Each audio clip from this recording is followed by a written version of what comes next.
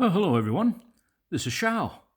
Today I had some involvement by typing onto a discussion forum for an operating system for Android phones, and I was very surprised by the results.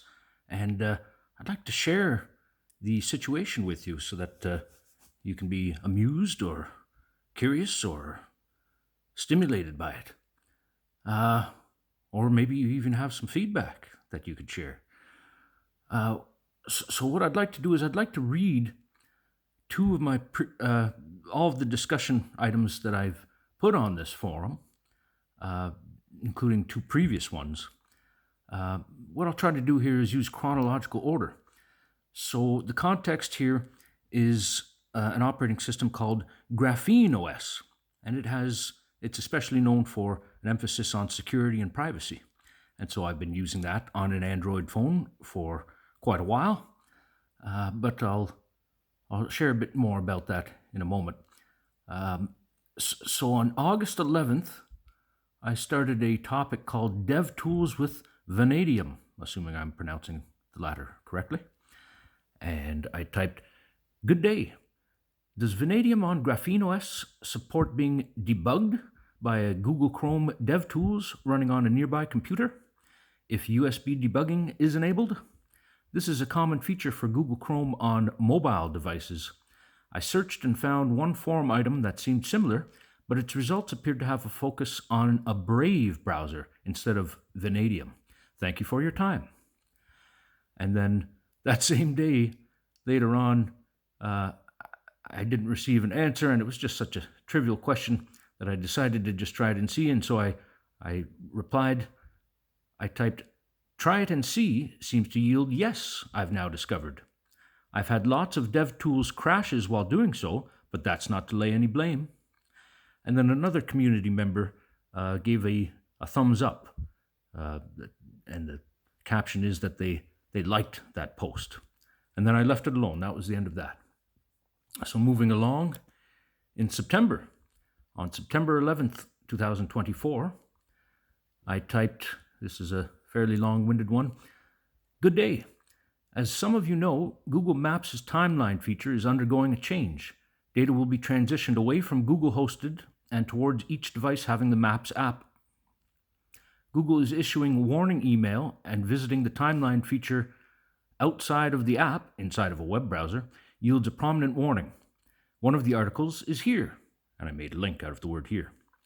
"That article indicates that a push notification will be received when using the app, which will presumably present the opt-in choice to store the data on one's own device. Firstly, if one's Maps app is too old, one must update to at least the minimum version specified in the article, 11.106. Secondly, if one updates the app, I updated to the latest available maps beyond the version mentioned above, to satisfy the aforementioned, those push notifications appear to have no greater than a weekly schedule, so one might need to wait for that long before receiving the notification. Thirdly, for my GrapheneOS device, upon tapping the notification, the Maps app will load the timeline feature. I see it going back in time.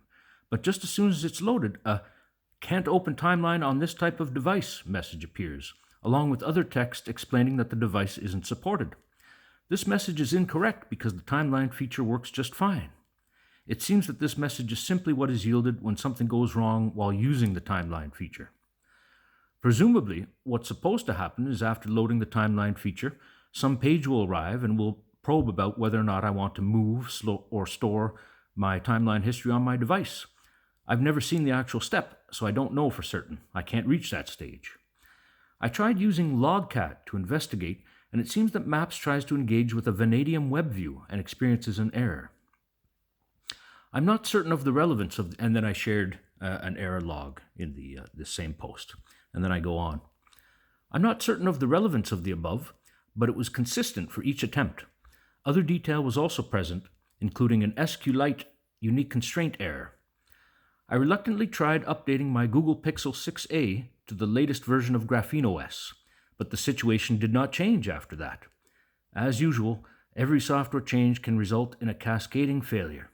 Software developers seem mostly ignorant of how UI changes are not universally desirable. After reverting my GrapheneOS to get back to the UI that is already burned into my brain, it seems the apps and, updated to, App Store apps no longer show the Google software. So it was a battle to obtain a few sandboxed Google items again. I also learned about how Vanadium bookmarks are not part of a seed vault backup, so those 90 items were lost. I do not understand why security, not quite security related bug fixes, UI changes, and feature additions, feature changes aren't separate update tracks. The state of modern limited resource software engineering, it seems. That was all parenthesized, that part beginning with as usual. And yes, this is a criticism that I was making. Anyway, I go on with the post. If anyone recognizes some of the logcat output above, or if anyone has some suggestions, I welcome feedback, please. I'm interested in continuing to use Google Maps timeline feature and to preserve my history, but it seems that I'm blocked by an incompatibility between Maps' opt-in process and GrapheneOS, with the December 8th, 2024 deadline soon approaching. Thank you for your time and reading effort. And then it says under that post that 2 people replied, and another community member gave a thumbs up or liked my post. So another community member replied, and they had a suggestion about a possible problem. And then another community member replied and noted that there was already another article on this same forum website that seemed relevant.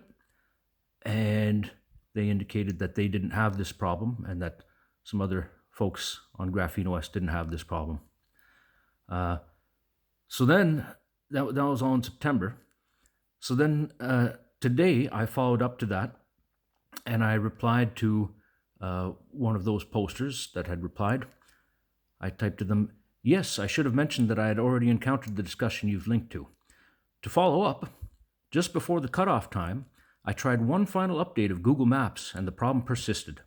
After that, I disabled all Google apps, including Play Services and the other background app, and I put Maps on an older phone which I take with me when I want to track my position for an adventure. This is inconvenient. Also, Google Maps asked me a couple of times in surveys about what I think about Google respecting security and or privacy of user data. In parentheses, I typed, I can't remember the exact wording. These surveys were surely consistent with the hypothesis that this timeline change business was a response to privacy concerns. Perhaps there were millions of voices complaining about being tracked by governmental insistence towards Google, perhaps, in parentheses. And perhaps only a handful of voices complaining that a feature that has been enjoyed as a favorite feature for over a decade was being ruined. And then I'll go chronologically here. So another thing that I typed out today was because of a bad experience that I had a couple of days ago. So this is another long one. I wrote earlier today, facts. October 1st, 2022. I purchased a Google Pixel 6a after researching GrapheneOS and then choosing that device. At some point very shortly after that purchase, I installed GrapheneOS and then a version number. Probably another version number iteration. And then I gave a link to a relevant article about that version. I continue. I set up a lock screen code that was different than my previous cellular telephone. I set up the instant lock so that this code would be required immediately after I pressed the multipurpose top button to lock the device. I disabled all automatic updates that I could identify. It is simply the case that in the industry, the vast majority of software development does not make efforts to keep UI changes separate from security-related changes, so I do sometimes forfeit security in favor of a stable UI. And then I put in parentheses, a case of beggars trying to be choosers, one could argue. Next paragraph. All was well until Google decision makers ruined one of my favorite features in Google Maps for my GrapheneOS scenario. And then I give a link to that other discussion item that I just read a moment ago.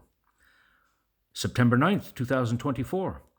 After updating to the latest GrapheneOS and finding that, predictably, the UI had changed and that there was no Maps improvement, I reverted to the version number that I'd mentioned earlier. At that time, I probably chose the same lock screen code as before, but perhaps I chose a different one. It seems that the GrapheneOS feature for installing Google-related features was no longer supported by GrapheneOS infrastructure by this point. For this older version of GrapheneOS, I was forced to seek a less reputable source for the Google-related features. After reviewing many of them, I found a source which seemed to be the least offensive to my distrust, and I installed it. All seemed well. At some point in November or December, YouTube UI changes and the broken maps feature yielded enough frustration that I disabled all Google apps and features that I could identify, including the Play services and another related background app. After that, all was well. March 19th, 2025. I unlocked my phone many times, but at some point in the afternoon, I tried to unlock my phone and my code was not accepted. I tried several times, then rebooted the phone. I have tried many times since then, but without success. I believe the last note I saw reported that I've tried 192 times. After reaching 900 and something seconds for the retry timer that appears after a failure, very rarely I see that the retry timer indicates a very low number that I'd seen when my count of attempts was much lower, such as 120 seconds. Most of the time, the number that appears is 900 and something seconds. If I then reboot the phone and try to enter a code, it seems that the retry timer that appears is something like a continuation of the time remaining from the previous attempt, sometimes in the 800 and something range. Sometimes I see that the final digit of the retry timer appears to switch back and forth a couple of times very quickly as it counts down. For example, 3232, 2121, 1010, 0909, 9898, etc. This isn't consistently observable, however, apparently random. This could be a simple UI flaw, although I can't quite imagine how that flawed logic might be. Another section I typed here, imagined possibilities for what has happened. Perhaps because I use an older GrapheneOS, a specially crafted image at a popular free online sound meter webpage, visited shortly before the problem, introduced bad software onto my phone, and changed the lock code software so that the phone accepts no code and logs all codes that I try, and submits those codes to a malicious collector of codes. I've seen at least 2 other discussions in which a person having a comparable experience shares that, after a few hours or a few days, the code was suddenly accepted. If the bad software includes such a timer and then releases the phone back to the relieved owner, then it seems likely to be imagined to be an owner error all along, but having collected code attempts from that owner. Perhaps because I unlocked another phone, having a different code, shortly before the problem, this scrambled up my memory of my usual code, but somehow this scrambling up persists beyond the 72 different codes that I've tried. All of them phone, muscle memory, bells ringing, and not PIN codes for anything else I might have PIN codes for. I've unlocked both phones multiple times within the same day before without becoming scrambled up, however. Perhaps a blood vessel in my brain broke and neurons responsible for the muscle memory of unlocking my phone were destroyed. Perhaps GrapheneOS decision makers became aware of a security concern so severe that they issued an unconditional software update through an emergency band, but this has broken my code entry process. Perhaps one or more cosmic rays reached the innards of the Titan M2 chip and ruined the bits of certain keys, so even if my unlock code is correct, it'll never work. Thoughts about this ordeal so far. Write down your unlock code. Some readers might respond, well, duh. But some readers might respond, oh, I'm going to do that right now. Maybe not literally, in case you're worried about an unauthorized person obtaining it from a search of your papers, but maybe in a password management system that isn't on your phone, or with a trusted party, or requiring multiple trusted parties to reveal it. Having certainty about the correct code permits this bisection of the problem space. Two bullet points here. The first bullet point being, yes, I know the code is correct, so the problem is that the phone is broken or hacked. Second bullet point being, no, I don't know the code is correct, so I could be the problem, or the phone could be broken or hacked. Next paragraph I typed, all of this modern security is a double-edged sword. It's great at keeping people out of your data. Sometimes you are one of those people. The Google Pixel 6a does not appear to support booting an alternative kernel.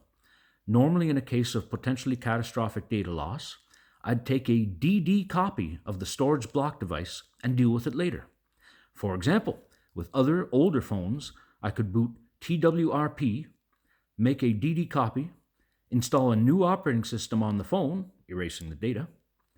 Then if the new OS seems unsuitable, I could once again use DD to restore the phone to the previous state with all data intact.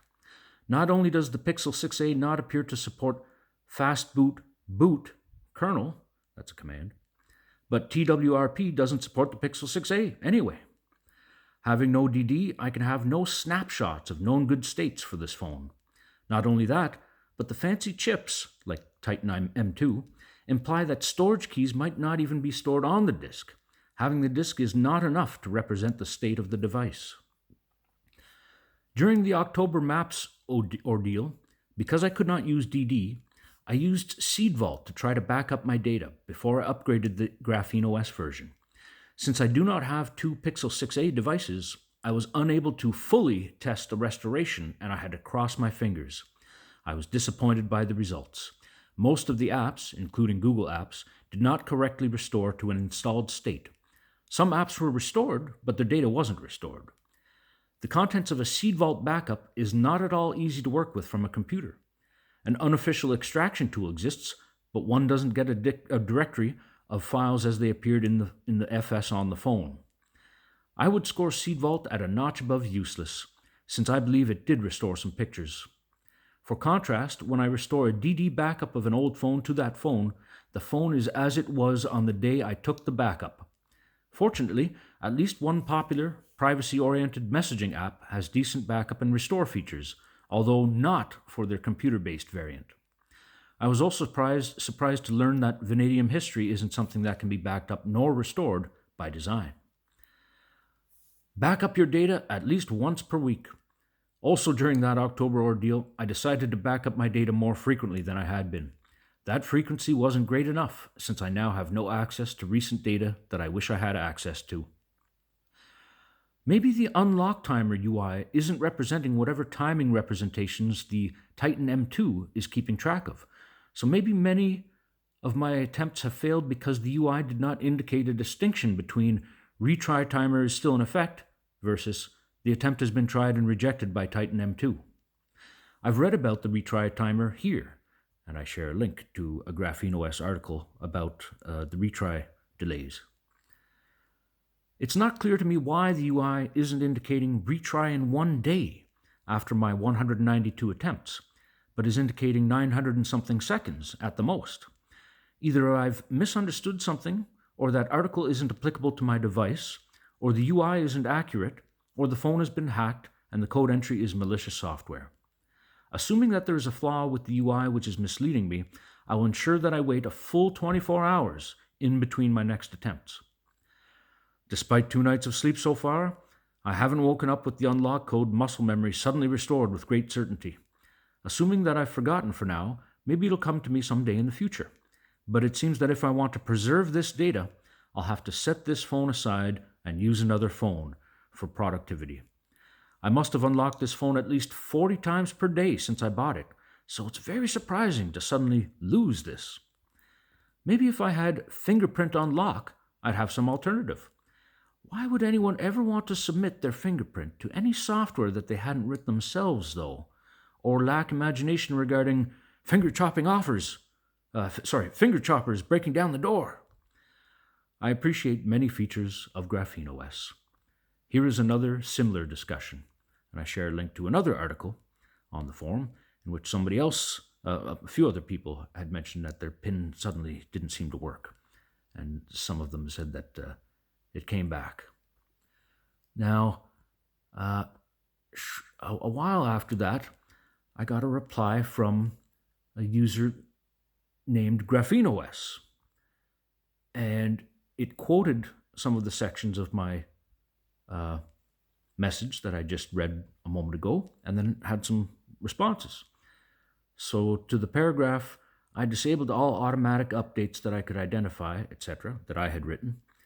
GrapheneOS replied, "You chose to have a device missing essential privacy, security, and other patches. We cannot provide support for people on multiple year-old OS releases." And then to my paragraph, it seems that the GrapheneOS feature for installing Google-related features was no longer supported by GrapheneOS infrastructure, etc. GrapheneOS wrote the response, not something compatible with requesting support either. You're using some weird third-party sourced Google Play apps on an old GrapheneOS version. Google doesn't support using their services without updating the apps. And then for my paragraph beginning March 19th, 2025, I unlocked my phone many times, but at some point in the afternoon, I tried to unlock my phone. My code was not accepted. GrapheneOS wrote a response, sounds like you did something unintended as part of disabling the apps, like disabling an OS component required for the OS to function. No way for us to know what you did. Then to my paragraph where I typed, sometimes I see the final digit of the retry timer appears to switch back and forth a couple of times very quickly as it counts down. GrapheneOS wrote a reply, you're on some multiple-year-old OS release. We don't need reports of old Android UI issues. Then for my paragraph, perhaps because I use an older GrapheneOS, a specially crafted image at a popular free online sound meter webpage, etc., introduced bad software onto my phone and changed the lock code software, etc. And GrapheneOS wrote the response, highly unlikely. And for my paragraph where I typed, perhaps because I unlocked another phone having a different code shortly before the problem, this scrambled up my memory, etc., etc. And GrapheneOS wrote a reply, that's possible. People often forget their PIN right after recently changing it, or after not using the phone for a long time, if either of those is relevant. Sometimes people don't recall changing it if they did it while very tired or otherwise impaired, such as alcohol or other drugs. My next paragraph was, perhaps GrapheneOS decision makers became aware of a security concern so severe that they issued an unconditional software update, etc. And GrapheneOS replied, there's no such thing. For my paragraph, perhaps one or more cosmic rays reached the innards of the Titan M2 chip and ruined the bits of certain keys, so even if my unlock code is correct, it'll never work. GrapheneOS wrote a response, it would not boot anymore, but rather would show the corruption screen asking you to wipe. It's near impossible for this concept to have happened. My next paragraph, all of this modern security is a double-edged sword. It's great at keeping people out of your data. Sometimes you are one of those people. GrapheneOS replied, there's backup support, which works far better in the current GrapheneOS releases you refuse to use. For my next paragraph, I typed, the Google Pixel 6a does not appear to support booting an alternative kernel, etc., etc. And GrapheneOS replied, no, you're just used to having an insecure OS without the standard security model, unlocked device, a third-party recovery image, no verified boot, non-working disk encryption, which doesn't actually work without using a long passphrase, etc. And in the next paragraph, I had typed, during the October Maps ordeal, because I could not use DD, I used Seed Vault, etc., etc. And then my criticism where I typed, I would score Seed Vault at a notch above useless, since I believe it did restore some pictures, etc. And GrapheneOS replied, you're using an old OS release from before Seed Vault worked far better than it did back then. What do you expect? You're choosing not to use most of the OS improvements, but are complaining about what you're not using. GrapheneOS is dramatically better today than in 2022. If you want to use GrapheneOS from 2022, you are not having an experience which applies to people who use the current OS.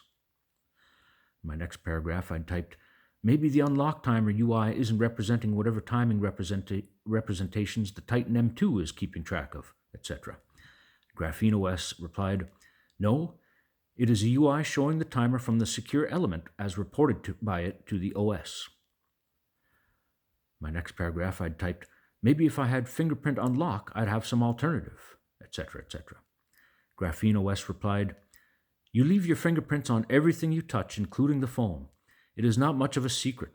It is also not available to the software, just the secure element, which does not store it, but rather makes a fuzzy hash model it updates with each usage to gradually adapt to fingerprints changing over time, along with covering a wider area of the finger. It is a secondary unlock mechanism for after first unlock state, within 48 hours of last primary unlock, and with 5 attempts total, 20 for stock OS. It can be used with our two-factor unlock feature with a random 4-digit PIN. Failure to enter the PIN counts towards the fingerprint unlock attempt limit. And then in my next paragraph, I typed, I appreciate many features of GrapheneOS. And GrapheneOS replied, yet you don't actually use current GrapheneOS. You use some old version, and some of your complaints are things which got massively improved over time. It is far better now than it used to be, and we aren't really interested in hearing how an OS release from years ago isn't up to your standards, yet you won't use the current GrapheneOS. If you want to ask for help and give feedback here, you can use the current GrapheneOS. Well, I was a little startled. That's the end of GrapheneOS's reply. I was a little startled by that, and I worried that I might have miscommunicated.